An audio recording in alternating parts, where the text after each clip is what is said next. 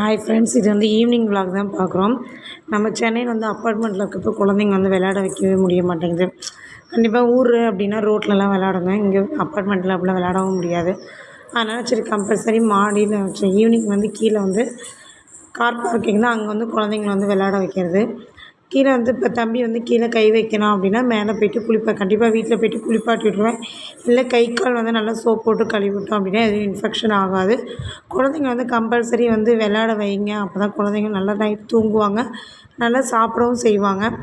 அப்புறம் விளையாட வச்சுட்டு வந்து ஃப்ரெஷ் ஆகிட்டு திருப்பி பாப்பா வந்து ஹோம்ஒர்க் பண்ணாங்க. ஹோம்ஒர்க் பண்ணி முடித்ததும் அப்புறம் வந்து டின்னருக்கு வந்து டைம் ரெடி ஆகிடுச்சு. டின்னர் வந்து போகா செஞ்சேன்.